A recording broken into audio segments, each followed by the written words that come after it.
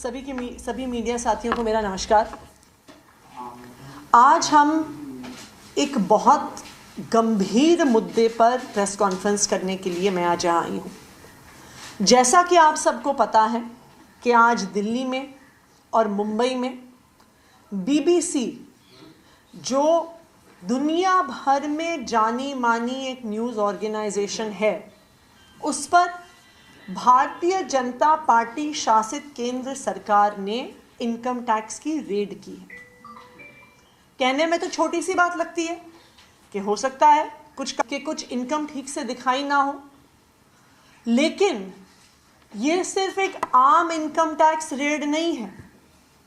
ये सिर्फ बीबीसी पर हमला नहीं है, ये भारत के लोकतंत्र पर हमला हो रहा है।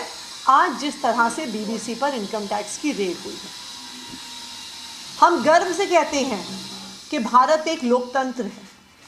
और जब हम किसी लोकतंत्र की बात करते हैं तो लोकतंत्र में कई स्तंभ होते हैं जो मिलकर किसी भी देश को लोकतंत्र बनाते हैं। हम अपनी सिविक्स की किताबों में पढ़ते आए हैं बचपन से कि लोकतंत्र में एक लेजिस्लेचर होता है जिसको लोग चुन के भेजते हैं, एक एग्जीक्यूटिव होता है, एक जुडिशरी होती है, और ये तीनों लोकतंत्र के स्तंभ एक दूसरे को चेक्स एंड बैलेंसेस में रखते हैं, तभी एक देश लोकतंत्र कहलाता है। लेकिन जो सबसे महत्वपूर्ण स्तंभ किसी भी लोकतंत्र का होता है, वो लोकतंत्र का चौथा स्तंभ यानी कि मीडिया। मीडिया लोकतंत्र का सबसे महत्वपूर्ण स्तंभ इसलिए होता है क्योंकि वो इंडिपेंडेंट होता है, क्योंकि वो स्वतंत्र होता है।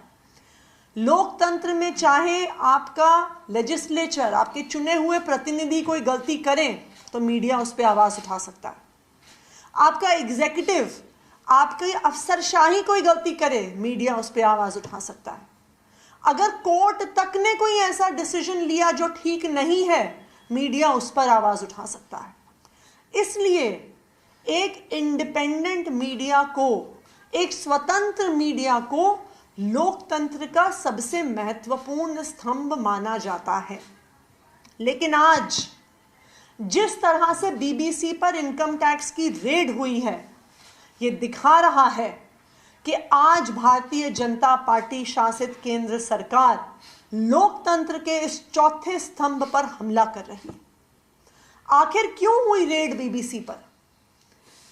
आज ना सिर्फ पूरा भारत बल्कि पूरा देश, बल्कि पूरी दुनिया बीबीसी की डॉक्यूमेंट्री, जो प्रधानमंत्री नरेंद्र मोदी जी के गुजरात के दंगों में, दिल्ली के दंगों में मोदी जी की और केंद्र सरकार की क्या भूमिका रही है, उस पर जो बीबीसी की डॉक्यूमेंट्री आई है, उस पर पूरी दुनिया में चर्चा हो रही है।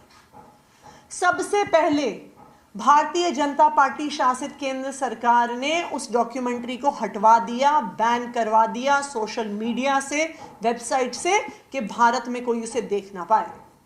यह सबसे पहली सेंसरशिप थी जो बीबीसी की डॉक्यूमेंट्री मोदी जी पर जो आई, उसके बाद भारतीय जनता पार्टी शासित केंद्र सरकार ने करी। और आज इनकम टैक्स के रेड के साथ भारतीय जनता पार्टी शासित केंद्र सरकार ना सिर्फ भारत में बल्कि पूरी दुनिया में जानी मानी मीडिया ऑर्गेनाइजेशन बीबीसी को आज इस इनकम टैक्स रेड के माध्यम से धमका रही है कि अगर तुमने हमारी सरकार के खिलाफ कुछ कहा, अगर हमारी सरकार के खिलाफ कुछ लिखा, आज अगर हमारी सरकार के खिलाफ कुछ दिखाया, तो बीबीसी जैसी अंतरराष्ट्रीय संस्था भी नहीं बच सकती। आज की ये इनकम टैक्स रेड सिर्फ एक बीबीसी पर रेड नहीं है, ये पूरी मीडिया को एक धमकी है, पूरी मीडिया को एक संदेश है कि अगर तुमने भारतीय जनता पार्टी और प्रधानमंत्री नरेंद्र मोदी जी के खिलाफ कुछ दिखाया, तो अगर बीबीसी नहीं बचती तो तुम किस खेत की मूली हो, तुम्हें तो हम ऐसे ही साफ कर देंगे।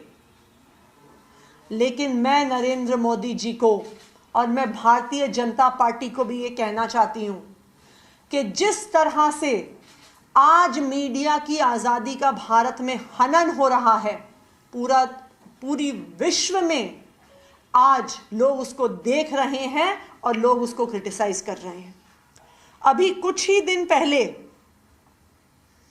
न्यूयॉर्क टाइम्स में एक एडिटोरियल आया और उस एडिटोरियल में बताया गया कि जो global index of press freedom है, यानी जहां पे पूरे दुनिया की देशों की रैंकिंग हुई है कि कौन से देश में मीडिया और प्रेस स्वतंत्र है अपनी बात कहने के लिए, चाहे वो सरकार के खिलाफ क्यों ना हो, तो दुनिया के 180 देशों में से भारत 150वें नंबर पर आया है।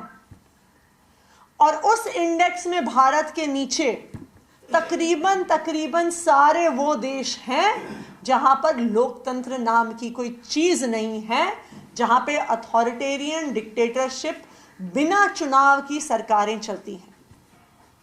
आज भारत उस स्थिति में आ गया है पूरी दुनिया में कि आज पूरी दुनिया भारत के लोकतंत्र होने पर सवाल उठाने लग गई है।